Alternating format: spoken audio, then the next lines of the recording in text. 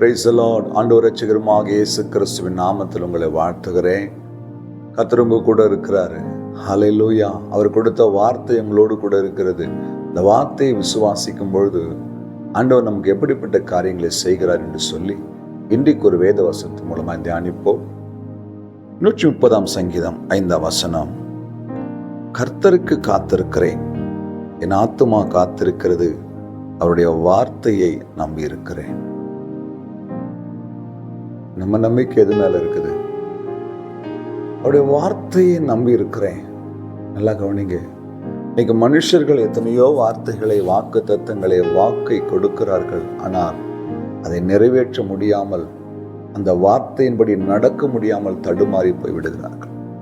ஆனால் நீங்களும் நானும் ஆராதிக்கிற தேவன் சொன்ன சொல்லை காப்பாற்றுகிற தேவன், கொடுத்த வார்த்தையை நிறைவேற்றுகிற தேவன்.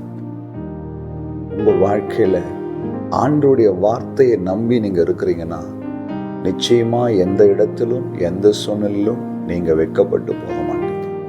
ஆண்டவர் அடியனுக்கு அநேக வார்த்தைகளை கொடுத்தார்.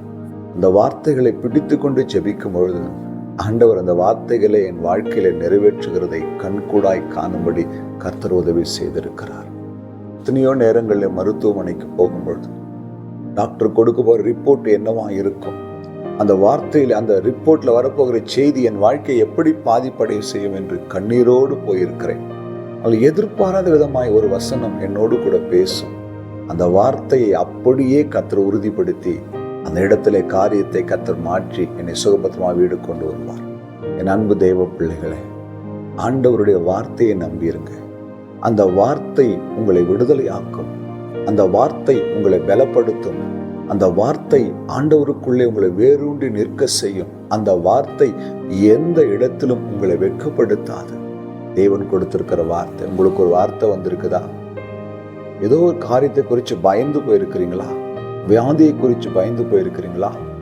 எனக்கு ஏதாவது நடந்துருமோன்னு கலங்குறீங்களா? கர்த்தர் உங்களுக்கு வார்த்தை கொடுத்திருக்கிறாருல்ல, வாக்குத்தத்தம் கொடுத்திருக்கிறாருக்குல்ல, அதை அப்படியே பிடிச்சு ஜெபம் பண்ணுங்க. ஆண்டவரே, உங்க வார்த்தையை மாத்திரம் நம்பி இருக்கிறேன், நான் வெட்கப்படக்கூடாது. இயேசு கிறிஸ்துவின் நாமத்துல சொல்றேன், நீங்க வெட்கப்பட மாட்டீங்க. கர்த்தருடைய வார்த்தையை நம்பி நில்லுங்க. உங்களை அந்த வார்த்தை பலப்படுத்தி ஆசீர்வாதத்தை நடத்தும். விசுவாசிக்கிறீங்களா? ஜெபிக்கலாமா? அன்பும் இரக்கமுள்ள நல்ல ஆண்டவரே, தாவீது சொல்லுகிறது போல, கர்த்தாவே, உடைய வார்த்தையை நம்பி இருக்கிறேன். உடைய வார்த்தையின்படி இந்த பிள்ளைகளுக்கு கொடுத்த அந்த வார்த்தையை நிறைவேற்றி ஆசீர்வாதி. வாக்கு மாறாத தெய்வம், இயேசு கிறிஸ்துவின் நாமத்தில் ஜெபிக்கிறோம் நல்ல பிதாவே, ஆமென். அல்லேலூயா. God bless you.